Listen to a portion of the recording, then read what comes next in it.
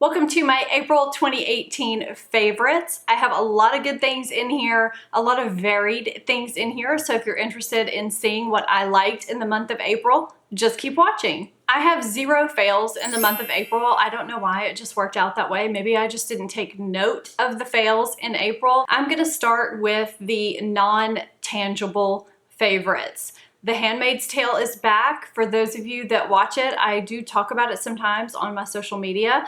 If you are following me over there, you would know that. And it's really good. We're 3 episodes in. I'm loving it. If you didn't watch the first season, get Hulu. It costs like 2 cups of coffee a month for Hulu, and they have excellent programming on there, if only for The Handmaid's Tale. The show is just so phenomenally good. You can catch up really quickly. There's only 10 episodes in the first season, and we're 3 episodes into the second, and so far it is just as good as the first season. I highly recommend it. Go check it out if you haven't. On that same Hulu note, I started watching The Path. Do any of you watch this show? Actually, do any of you watch either of those 2 shows? If you do, comment down below. I was in a show hole last month and I just decided to throw that show on. It does star Aaron Paul, who was Jesse in Breaking Bad, and it's about this kind of cult or Scientology type thing called Myerism. And he starts not believing, but his wife is very devout into it. It also stars Michelle Monaghan and Hugh Dancy and some other people that you would recognize. I am totally sucked in. I'm on season 2 of that too. I think I have like 27 episodes to go. I've really been enjoying it, but I'd love to hear your thoughts. I don't know how the rest of the shows go with this, if they continue to be as good as the ones I'm watching, but so far I am all in. I love it. And of course I watch The Goldbergs on Hulu, which that's not one of my favorites this month. I've already mentioned that. It's hilarious, and we have like 70 something episodes to catch up on that show, but it makes me laugh so hard. So that's just another reason for you to go get Hulu. Another non-tangible favorite that I'm gonna mention from April is an audiobook, because I listened to it and I hear that listening to it is worlds better than reading it because of how some things are inserted into the book. And it's called The 5-Second Rule. It's by Mel Robbins. I heard about it from a YouTube channel that I watch. Amy Landino is her name. It was just like Mel Robbins was sitting there talking to me, and that's why I liked it. I flew through it. I think I listened to it in a couple of days. I walked around with my earbuds in, and it's really about, in 5 seconds, your brain starts to waver and talk you out of decisions that you would otherwise make. So you can count backwards, 5, 4, 3, 2, 1, and do the things that you should do, like get out of bed in the morning instead of hit snooze, like go work out instead of sitting on the sofa, things like that. There's a lot of science behind it that she goes into. I'm making it overly simplistic, but it really has retrained my brain in a lot of ways. I do have a long way to go, but I've gotten workouts in that I otherwise was not getting in. I've gotten out of bed in the morning, whereas before I would have hit the snooze button. She also talks about why you should never hit the snooze button, because it really affects your whole sleep cycle and makes you tired the entire day. It was just really interesting. So the book itself, I think, does not have good reviews because of the stories that she inserts into it. They don't flow well when you read it, but when she talks it out, I loved hearing how people wrote into her, talking about how much success that they've had with this method and how it's motivated them to talk to people that they never could talk to before, and how they called a long lost parent, whereas before they hesitated. And I loved it. That's definitely a favorite for me for April. And now I think I am ready to move on to product. I've been dying to talk about these sandals. I don't know where I first saw these first. These are by Treasure and Bond, and I got them from Nordstrom. I ordered them. I normally wear a size 7.5, and these are a 7.5. They're super comfortable. They look like they'd be kind of high and not comfortable at all, but they are really comfortable to walk around in. I find that they are anyway, and they're super cute. They go with everything. I could not wait until my favorites came up so I could show you guys these shoes that I have just been loving wearing with so much stuff. I don't think that they were overly expensive as far as shoes go, especially not with the amount that I could wear these this summer, this spring. So I have been loving these. I also want to talk about this sweater, this cardigan that I have on. I have been delving into posting a few more fashion type things on Instagram. And you guys have requested it, you've been liking it. You know, I work and I wear business casual for work most of the time. And a lot of you have said that you like it when I talk about what I wear for work, and casual too. One day I posted an outfit with a striped long cardigan on it. They don't make that cardigan anymore, so I posted some alternatives. This was one of the alternatives that I posted. It was linked from Loft, and I happened to be in there last week and it was on sale, $25 off, and so I got it. And I really do like it. It's just a long line cardigan, very thin. You can wear it in the spring and the summer. The colors are great with the blues and this kind of oatmeal tan and then navy. And you can just throw it on over anything. You could throw it on over a dress, over some slim pants or jeans or anything, and wear it to work. You can wear it casual too. So I'll have all these linked down below so you can check them out. But I feel like Loft always has some kind of sale going on. So I'm glad that I linked this for you guys because it made it pop out to me in the store, and I tried it on and immediately bought it. Okay, the beauty stuff. I'm gonna start with skincare and then move into cosmetics, and we'll go from there. First off, tell me, do you guys get sucked in by Bath & Body Works when they have the buy 2 get 1 free or buy 5 get 2 free, whatever it is? Do you guys get sucked in by that? If you do, comment down below. Please tell me I'm not the only one. I need some people to make me feel like I'm not alone, because every time my daughter and I go in there, she wants like 2 things, but then we end up getting 6 or how many ever to get the deal, and then we have too many Bath & Body products. So this is one of the products that I ended up with. This is the In the Sun scent, the 24-hour Moisture Ultra Shea Body Cream. And I got some candles too. I think I've talked about their watermelon lemonade candle that, oh, for spring and summer, that is the scent that I burn pretty much. This scent works perfectly with the replica Beach Walk perfume that I just got from the Sephora sale. By the way, I will be having my Sephora and Ulta haul with review video up probably, if not right after this video, it'll be the next video after that. I have all that stuff gathered and my thoughts as well, and it'll be coming up very soon. So this is White Sands Warm Sunlight Fresh Waves. That's how this is described. It's beautiful. I love it. And I did get the cream because it's more moisturizing than their lotions. I've been using it almost every day. It's not even summer yet. I usually wear spring scents at this time of year, but I cannot stop using this. I just can't.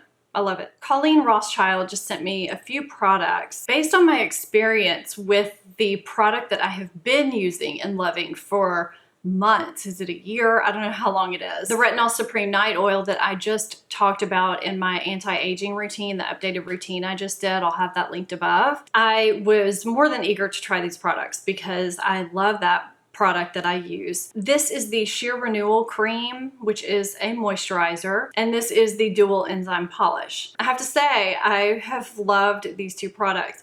I use and love the Drunk Elephant Proteini cream, which is more like a lotion, but I use it morning and night. So I've been substituting this product in, which is what I love about trying out moisturizers. You can really just substitute things in to see how they work for you. It almost has a slight mattifying effect. When I put it on the back of my hand, it looked like it might make me too shiny, but when I put it on my face, it gives a soft mattifying effect, but yet it makes me feel very hydrated. It says on the back it provides continuous weightless hydration and promotes new cell turnover to help minimize the appearance of lines and wrinkles. Its powder finish leaves skin with a light, breathable barrier that offers broad environmental defense. So far, I've been really impressed with that, so I just want to let you know about it. This Dual Enzyme Polish, I'm not kidding you when I tell you, this makes my skin so incredibly soft, it kind of freaks me out. You put this on your face on damp skin, leave it on for 5 to 10 minutes, and then scrub it off like it's just a normal exfoliating scrub. Now, how it actually looks in the jar kind of reminds me of the Laura Mercier scrub. I don't know if you have ever used that scrub. It's got that kind of peachy, really fine granular texture. It leaves my skin soft like a baby, and then the next morning I wake up and my skin just looks and feels so much brighter and clearer. I have 6 beauty products to talk about before the end of this video. If you are not subscribed, go ahead and hit that subscribe button. Join me, be here with me on a regular basis. The first beauty product that I'm going to talk about is the Charlotte Tilbury Cheek to Chic blusher in Ecstasy. It is so pretty. It gives me that coral pop of blush without being too over the top. You have the outer more neutral shade, which is your swish color, and then the middle shade gives you that pop. I don't think it's picking up quite as bright on camera as it is,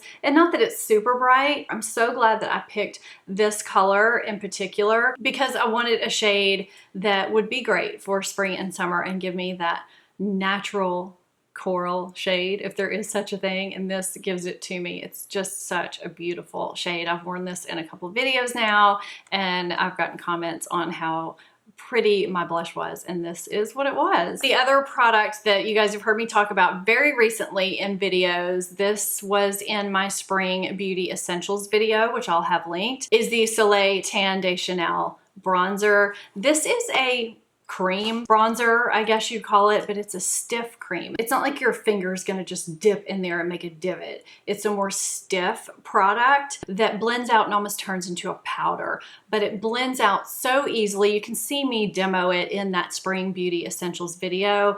I love it because it doesn't give you an orange tone, but it gives you such a nice sun-kissed glow, and it applies super easily and super quickly. I do apply this over my liquid products before I put on my powder products. I hesitated on this forever because of the cost. I thought it was super expensive. It is, but you get 1 ounce of product. That is a foundation. You get as much product out of this as you would a foundation, and you don't use that much every time you use it. What I like about it too is that it looks so natural on the skin. I can take it all the way down my neck, onto my chest, and it just makes that whole area look a little more glowy, but it doesn't look like I have bronzer on. It looks like my skin.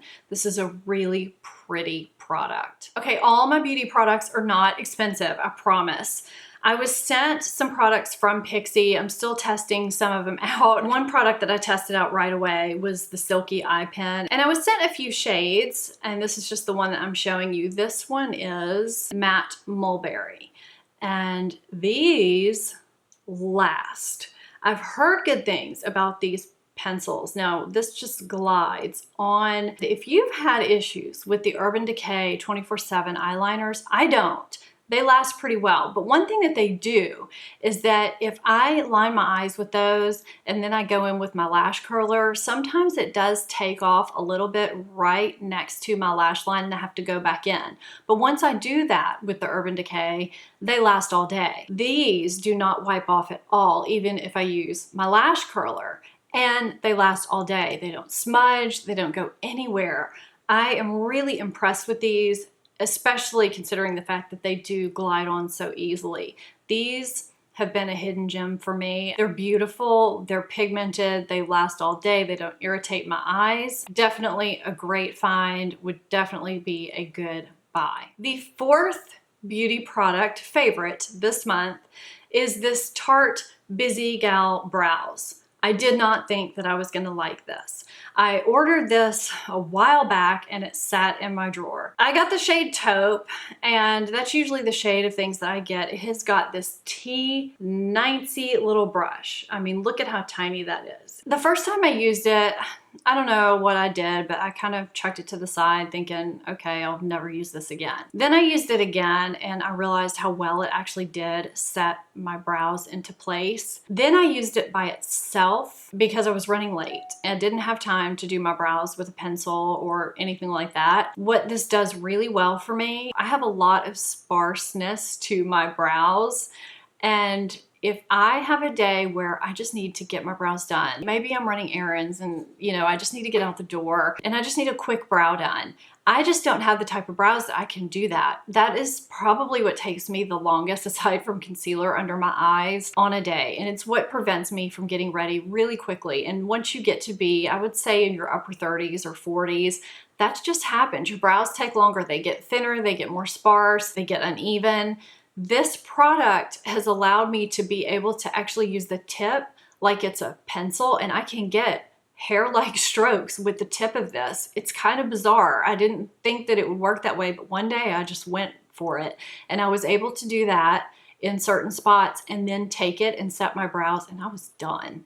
I have not found another product that works like this. If you know of one, let me know, but so far so good. I kind of wish this was in a little bit of an ashier tone. I would kind of like to try a deeper tone, but I do worry it might be a little bit too deep, because if I go too deep on this inner area, it kind of makes me look like Groucho Marx. I don't have this in my brows today. That's not what I used. I did a drugstore get ready with me today, which will be up hopefully within a week, I think. So if you're interested in seeing what I used on my face, that will be up soon. I ended up being surprised by this, so I had to let you know about it because I do quite like it. My last two are lip products. One's drugstore, one's not. I will go with the non-drugstore, and a lot of you probably know what I'm going to talk about if you follow me on Instagram. If you don't follow me on Instagram, you should, because I post a lot on stories and I do post a lot of pictures. So I talked about these on stories. I do have swatches of these. You can go over to my Instagram, and I think you can actually even search it even if you're not on Instagram. So I'm going to link you to my swatches of all of these Becca Glow glosses. I love the packaging. They're like little test tubes, which I think is super cool. The formulation of these is perfect. I love that they're pigmented, but not too pigmented. They're translucent, but not too translucent. They just give you that hint of color. They're creamy, they're not sticky. You know, they're a gloss, you're gonna have to reapply them. But I love the way they make my lips feel. They are hydrating, they don't strip my lips of anything. If you look at this shade Dahlia, it looks like it might be really deep and, you know, too harsh, but once it's on the lips, it actually creates kind of a stain, and it's just really, really pretty. So I am, like I said, gonna link you to the swatches. So this shade Foxglove is the one that I've been pulling out just as a kind of a My Lips But Better shade. There's not one of these that I don't like and that I don't think is wearable, including the browner shade called Chocolate Geode. I thought this one would not be wearable at all, but it actually looks really good. These are probably my favorite glosses right now. You know, I've talked about the Urban Decay Hi-Fi Shines. I like those too, but I think these even trump those. Okay, my last favorite is the L'Oreal Color Riche Shine in Sparkling Rose. This is shade 908. It's just so beautiful, and it really brightens up the face. I had this on in an Instagram story earlier this week, and I got so many DMs asking me what shade was on my lips, and I ended up getting sick later that day, so I never did get to story it. Yes, I use that as a verb, back to you guys to tell you what it was, but this is what it is, and it's such a beautiful face brightening peachy pink shade. I know they call it rose, but when I think of rose, I think of a more subdued shade than this. It's just so pretty, and it really does brighten up the face. Again, it's perfect for spring and summer or any time of year. I would love to have more of these. I just find that they're so hydrating. Yes, you do have to reapply. They're not going to stay on your lips, but I find that I'm okay with that as long as they wear well and they don't ball up at that lip line or give me that weird cakey looking line. I'm okay with reapplying. If you are not subscribed to this channel, please hit that subscribe button. Join me every video. Join the community. Love to have you here. To see my spring beauty essentials, hit that video right there, and I will see you with my next video. Thanks, guys. Bye-bye.